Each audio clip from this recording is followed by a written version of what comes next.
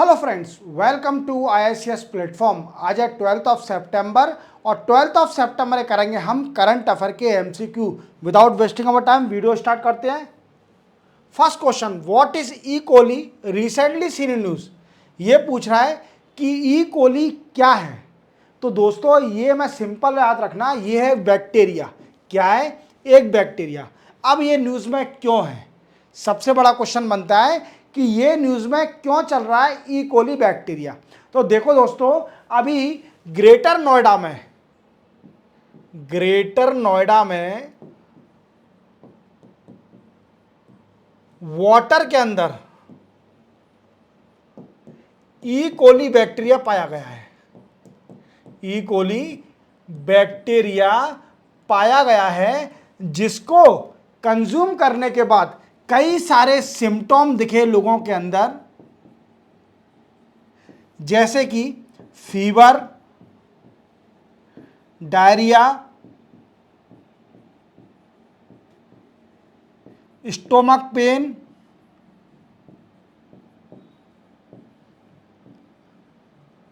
Clear. Then after fever, diarrhoea, stomach pain, vomiting, ये सारे symptom दिखे। क्लियर। अब हमें जानने की जरूरत है कि क्या ये ग्रेटर नोएडा में है तो ये और हमारे देश में आ सकता है? बिल्कुल फैल सकता है। तो आपको करना क्या है, देखो आप जानते हो कि जितनी भी सारी बीमारी होती हैं उसका एक मेन फैक्टर होता है वाटर कंटिमिनेशन। मीन्स गंदा पानी कंज्यूम करने के कारण अधिकतर बीमारियां होती हैं। क्लियर। अब दोस्तों क्या है कि हमें इससे बचाना कैसे है, तो देखिए जिसके घर में RO लगा है वो RO का पानी पिए, फिल्टर पानी पिए। अगर जिसके घर में अवेलेबल नहीं है RO तो वो पानी गर्म करके पिए। क्लियर। तो क्या है कि मोस्टली जो डिसीज़ हैं, बीमारियां हैं, वो सिर्फ ओनली वाटर कंटिमिनेशन के कारण ही है। क्लियर। तो याद रखोगे ई कोली क्या है, एक बैक्टीरिया है जो कि ग्रेटर नोएडा में पाया गया है पानी के अंदर, और उसमें सैंपल मिला है ई कोली का, जिसके कई सारे सिम्टम होते हैं, कई सारी डिसीज होती हैं, जैसे फीवर, डायरिया, वॉमिटिंग और स्टोमक पेन। क्लियर। चलते हैं अपन नेक्स्ट क्वेश्चन पर। नेक्स्ट है, which state of India increase MSP minimum support price. क्या है? Minimum support price. Clear. Minimum support price for soybean from 4000 पर क्विंटल टू 4800 पर क्विंटल। मीन्स 4800 कर दिया है। क्या कि जो सोयाबीन की जो दी जा रही है MSP उसको बढ़ा दिया है 800 रुपये। अब वो पूछ रहा है कौन सी स्टेट है, तो वो स्टेट है दोस्तों मध्य प्रदेश। अब देखो सोयाबीन से अगर कोई भी रिलेटेड क्वेश्चन आता है या फिर सबसे ज़्यादा प्रोडक्शन, तो मध्य प्रदेश को याद रखना। एक मध्य प्रदेश स्टेट है जिसके CM है मोहन यादव। कौन है? मोहन यादव। और यहाँ पर BJP की गवर्नमेंट है और CM है मोहन यादव। और जो मध्य प्रदेश है ये टाइगर स्टेट भी कहलाती है। टाइगर स्टेट क्यों? यहाँ पर टाइगर पाए जाते हैं। देन आफ्टर सोयाबीन स्टेट भी बोली जाती है, सोयाबीन स्टेट भी बोला जाता है, क्योंकि यहाँ पर इंडिया का 50% अप्रॉक्सीमेटली नियरली 50% सोयाबीन प्रोड्यूस किया जाता है। क्या कराता है? सोयाबीन प्रोड्यूस कराता है इंडिया का 50% मध्य प्रदेश में। और इसको लेपर्ड स्टेट भी बोला जाता है, क्योंकि अभी जो सेंसस हुआ था इनका लेपर्ड का, तो इसमें सबसे ज़्यादा लेपर्ड इंडिया में मध्य प्रदेश में पाए गए थे। ठीक है, तेंदुए सबसे ज़्यादा मध्य प्रदेश में पाए गए थे। देन आफ्टर इसके बाद इसको क्या है, हार्ट ऑफ इंडिया भी बोला जाता है। हार्ट ऑफ इंडिया, क्योंकि यहाँ पर वी कैन से फॉरेस्ट ज़्यादा है, तो ऑक्सीजन फैक्ट्री भी बोला जाता है, ऑक्सीजन का प्रोडक्शन ज़्यादा होता है। क्लियर। तो मध्य प्रदेश है जिसने MSP बढ़ा दी है सोयाबीन की from 4000 to 480 means 480 clear per quintal. याद रखोगे। चलते अपन नेक्स्ट क्वेश्चन पर। Which ministry address the first foundation day programme of Indian cyber crime coordination centre. देखो फर्स्ट फाउंडेशन डे प्रोग्राम हुआ था, Indian cyber crime coordination centre setup हुआ है। इसका फर्स्ट फाउंडेशन डे सेलिब्रेट किया गया था और इसको एड्रेस किया था अमित शाह जी ने। देखो साइबर क्राइम से रिलेटेड कोई भी न्यूज़ आती है तो आप समझ जाना ये अंडर होम मिनिस्ट्री है, तो होम मिनिस्ट्री के मिनिस्टर ही इसको एड्रेस करेंगे। हालांकि कोई भी कर सकता है, मोदी साहब भी कर सकते हैं, बट मोस्टली अमित शाह ही करेंगे। क्लियर। अब इन्होंने एड्रेस तो किया पर इसके साथ लॉन्च भी किया। तीन नाम याद रखना। क्या लॉन्च किया? लॉन्च सबसे पहले cyber fraud mitigation centre. Clear, याद रखोगे। देन आफ्टर सेकेंड लॉन्च क्या किया? Joint cyber crime investigation, cyber crime investigation और देन आफ्टर सिस्टम। क्लियर। तीसरा क्या है? Cyber we can say suspect we can say suspect registry. और यहां पर आप फैसिलिटी और लगा देना एक, शायद मेरे दिमाग से उड़ गई, ये बाद में याद आ गई मुझे। फैसिलिटी, तो joint cyber crime investigation facility system. Clear. ये 3 लॉन्च किया अमित शाह जी ने, जो कि फाउंडेशन डे था किसका? प्रो इंडियन साइबर क्राइम, जिसको हम शॉर्ट में बोलते हैं I4C। मीन्स 4C क्या है? Crime coordination centre, crime coordination centre. और लॉन्च क्या किया? ये 3 सेंटर याद रखना। पहला है हमारा कि cyber fraud mitigation centre, second है joint cyber crime investigation facility system, और तीसरा है साइबर सस्पेक्ट रजिस्ट्री। याद रखोगे। चलते अपन नेक्स्ट क्वेश्चन पर। नेक्स्ट है IMF upgrade Indian growth for financial year 24-25 to what percentage? देखो इंटरनेशनल मॉनेटरी फंड तो आप जानते ही होंगे। क्लियर। ये दोनों we can say international bank है, IMF और वर्ल्ड बैंक। क्लियर। अब इसने क्या किया है? IMF ने जो इंडियन की इकोनॉमी है, GDP है, उसको बढ़ा दिया है, अपग्रेड कर दिया है। फोरकास्ट जो करी थी पहले 6.8 फोरकास्ट करी थी, 6.8%। किसकी? फाइनेंशियल ईयर 2024-25 की 6.8% GDP फोरकास्ट करी थी, बट अब उसको बढ़ा दी है। इंडिया की पोजीशन देखते हुए उसको कर दिया 7%। और एक और फोरकास्ट याद रखना कि जो फाइनेंशियल ईयर 25 और 26 के लिए वो क्या फोरकास्ट करी है? वो है 6.5%। अब देखते हैं आगे बढ़ाते हैं कि नहीं बढ़ाते। International monetary fund definitely upgrade करेगी, क्योंकि इंडिया कुछ ना कुछ इनोवेटिव कर देती है और बढ़ी जाती है। क्लियर। चलते हैं अपन नेक्स्ट क्वेश्चन पर। नेक्स्ट है who was chosen for Indian flag bearer in Paris para Olympics 2024? जैसे आप जानते हो कि पेरिस में ओलंपिक हुआ था और ओलंपिक के बाद पारा ओलंपिक होता है। क्लियर। तो अभी ये पूछ रहा है कि कौन से 2 खिलाड़ियों को चूज करा गया है टू क्लोजिंग सेरेमनी इंडिया के फ्लैग को होल्ड करेंगे। क्लियर। तो ये चूज करा है 2 को, हरविंदर सिंह और प्रीतिपाल जी को। हरविंदर सिंह क्या खेलते हैं? ये आर्चर, ये गोल्ड मेडल जीत के लाए हैं, ठीक है, पहली बार। और प्रीतिपाल स्प्रिंटर। अब आपके मन में डाउट आ रहा होगा कि सर स्प्रिंटर कौन सा गेम है? तो आप जानते हो ये स्प्रिंटर में क्या होता है कि 100 मीटर की रेस होती है, 100 मीटर की रेस होती है, रेस, और जो भी जीतता है उसको बोलते हैं स्प्रिंटर। क्लियर। स्प्रिंटर गेम क्या है कि 100 मीटर की race, that is called a sprinter game. तो ये 2 को चूज करा गया है for closing ceremony of the Paris Olympics, Paris para Olympics. Clear. और आगे बताऊंगा कितने मेडल जीते इंडिया ने।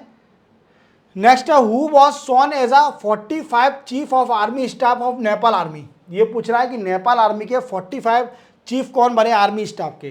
तो वो बने अशोक राज सिंहदेल। कौन बने हैं? अशोक राज सिंहदेल। और हमारे आर्मी के चीफ कौन है? उपेंद्र द्विवेदी। याद रखोगे, याद रखना, उपेंद्र द्विवेदी हमारे आर्मी के चीफ हैं। और नेपाल के आर्मी के चीफ बने हैं अशोक राज सिंहदेल। और नेपाल के PM कौन है?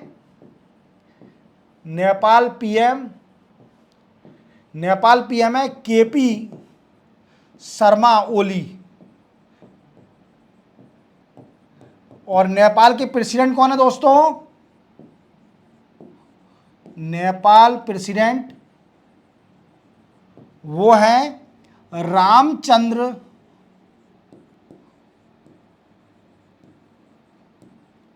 पौडवाल। क्लियर? क्लियर, याद रखोगे। चलते अपन नेक्स्ट क्वेश्चन पर। नेक्स्ट क्वेश्चन है how many medal were won by India in 2024 Paris Olympic. अब ये पूछ रहा है कि बताइए पारा ओलंपिक्स, जो पारा ओलंपिक्स हुआ था पेरिस में अभी, जो कि ओलंपिक्स के बाद हुआ था, इंडिया ने कितने मेडल जीते हैं? तो इंडिया ने दोस्तों जीते हैं 29 मेडल। कितने जीते हैं? 29 मेडल इस बार। और ये हाईएस्ट है क्योंकि टोक्यो पारा ओलंपिक्स में, टोक्यो पारा ओलंपिक्स में इंडिया ने सिर्फ ओनली 19 मेडल जीते थे और अभी 10 मेडल ज़्यादा जीत लिए हैं। और नंबर 1 किसने किया है? जो नंबर 1 आया है वो है चाइना। याद रखना, चाइना नंबर 1 आई है जिसने मेडल जीते हैं 220, मीन्स 220 मेडल जीते हैं। और इंडिया की रैंक क्या है? तो इंडिया की रैंक भी याद रखना, मैं हर पर्सपेक्टिव से आपको बताता हूँ। इंडिया की रैंक है 18th। तो आपको पूछा जा सकता है कि बताइए पारा ओलंपिक्स जो कि पेरिस में हुआ था उसमें इंडिया ने कितने मेडल जीते हैं? तो आप बोल देना 29, जो कि 10 मेडल जाता है as compare to the Tokyo para Olympics. Clear? और इंडिया की रैंक कितनी है? 18th। और किस कंट्री ने टॉप किया है इसमें पारा ओलंपिक्स में? तो चाइना ने 220 मेडल जीते हैं। क्लियर? चलते अपन नेक्स्ट क्वेश्चन पर। नेक्स्ट है which ministry organise the event called greening steel pathway to sustainability on 10 सितंबर न्यू दिल्ली।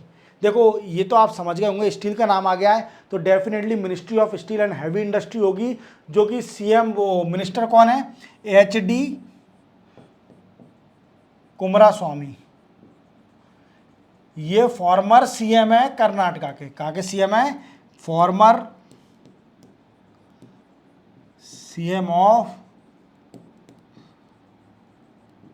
कर्नाटका। और अभी सीएम कौन है? अभी लेटेस्ट में सिद्धरामैया। याद रखा करो, मैं बताता हूं आपको हर में। ठीक है? अब देखो दोस्तों, ये अब मिनिस्टर है KD Kumaraswamy, ministry of steel. इन्होंने ग्रीन स्टील का कंसेप्ट दिया, ये ऑर्गेनाइज किया है। अब ये क्या है? देखो हमारे इंडिया का टारगेट है बाय 2070 तक जीरो कार्बन इमिशन का, जीरो कार्बन इमिशन। क्लियर? और आप जानते हो कि स्टील का प्रोडक्शन करने में कितना कार्बन का इमिशन होता है। क्लियर? अब इसको ग्रीन स्टील, जो स्टील है उसका प्रोडक्शन करने में बिल्कुल भी इमिशन ना हो कार्बन का, इसलिए ये इवेंट हुआ। क्लियर? जिससे हम, हमारा टारगेट है 2027 तक जीरो कार्बन इमिशन को अचीव कर सकें। क्लियर? याद रखोगे। चलते अपन नेक्स्ट क्वेश्चन पर। नेक्स्ट है which country become 101 member of international solar alliance. देखो ये तो मैं आपको बाद में बताऊंगा कि 101 मेंबर कौन सी कंट्री बनी है। पहले हम जान लेते हैं इंटरनेशनल सोलर अलायंस क्या है, ये कब सेटअप हुआ। देखो आप जानते हो कि 2015 में पेरिस में क्लाइमेट मीटिंग हुई थी। क्लाइमेट मीटिंग हुई थी। क्लियर? जिसमें इंडिया एंड फ्रांस ने, दोनों ने मिलके एक कंसेप्ट दिया था जिसको बोलते हैं इंटरनेशनल सोलर अलायंस। क्या बोलते हैं? International solar alliance. और इसका हेडक्वार्टर कहाँ है?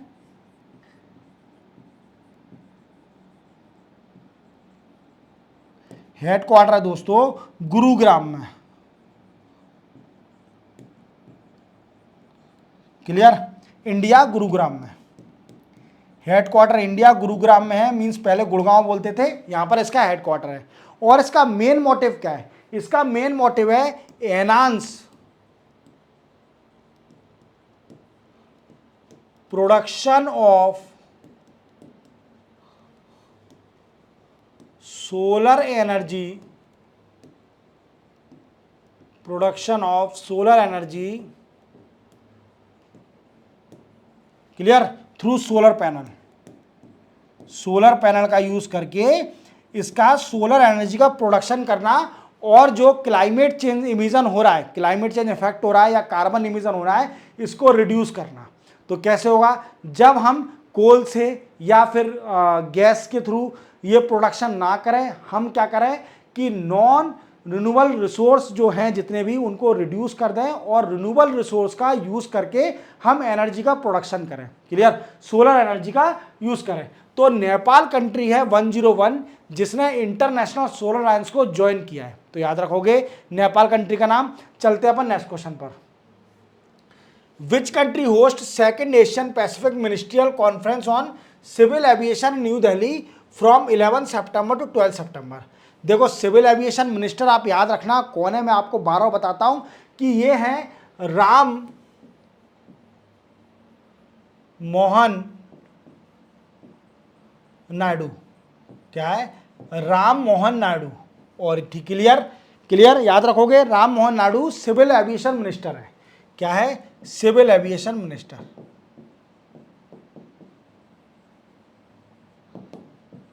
और अभी इंडिया ने एक होस्ट करा है, इंडिया ने क्या, second Asia Pacific ministerial conference को होस्ट किया है जो कि सिविल एविएशन पे है। तो इंडिया ने होस्ट किया है और रिप्रेजेंट कौन कर रहे हैं, जो कि राम मोहन नायडू हैं, ये रिप्रेजेंट कर रहे हैं इसको। Clear.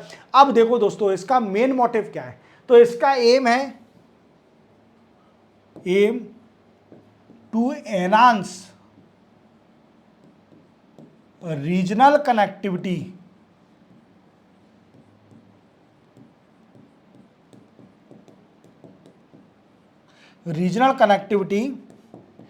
And infrastructure, clear, of civil aviation. याद रखोगे इतना। क्लियर। अब एक और बात याद रखना, आपको बड़ा गर्व होगा ये सुन के कि हमारा जो इंडिया है, India is third largest civil aviation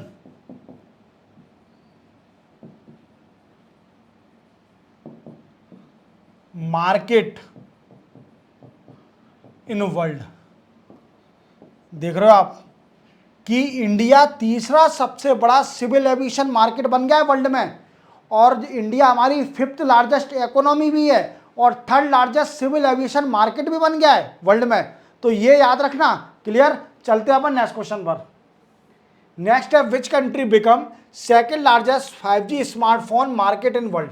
ये पूछ रहा है कि कौन सी कंट्री की second largest 5G smartphone use करने वाला मार्केट सबसे बड़ा बन गया है, सेकेंड लार्जेस्ट। तो देखो दोस्तों आप जानते होंगे कि हमारे इंडिया में रील बनाने का बड़ा ट्रेंड हो गया है। रील तो हर बच्चा बनाता है, चाहे छोटा हो चाहे बड़ा हो। रील बनाना, कुछ भी कर रहे हैं, बस लोगों को हंसाना है, एंटरटेनमेंट करना है। तो रील बनाने का बड़ा ही ट्रेंड चल गया है। कुछ भी, बस लोगों को हंसी आना चाहिए, चाहे कोई बाबा हो चाहे कोई लड़का हो, सब लगे हैं रील बनाने के लिए। तो क्या है कि और हर किसी को 5G मोबाइल चाहिए।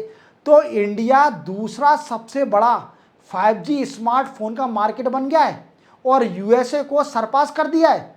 देख रहे हो आप कि इंडिया ये इंटरनेट का यूज़ कह सकते हैं या फिर एंड्रॉयड फ़ोन का यूज़ कह सकते हैं या फिर एप्पल की खुजली बोल सकते हैं, हम एप्पल मोबाइल रखने की खुजली वो भी बोल सकते हैं। तो इंडिया एक दूसरा वर्ल्ड में सबसे बड़ा मार्केट बन गया है 5G स्मार्टफोन यूज़ करने का मार्केट। समझ रहे हो आप मेरी बात को। और इसका मार्केट इंडिया ने टेक ओवर कर लिया है, किसको, यूएसए को। और देखा जाए तो चाइना नंबर 1 पे है। चाइना का मार्केट जो वर्ल्ड में है 23% मार्केट कवर करती है 5G स्मार्टफोन का, और इंडिया है वो करती है 13% मार्केट, और यूएसए है वो करती है 10% 5G स्मार्टफोन मार्केट को मार्केट कवर करती है ग्लोबली। इसी के साथ 12 सितंबर के करंट अफेयर एमसीक्यू कंप्लीट होते हैं।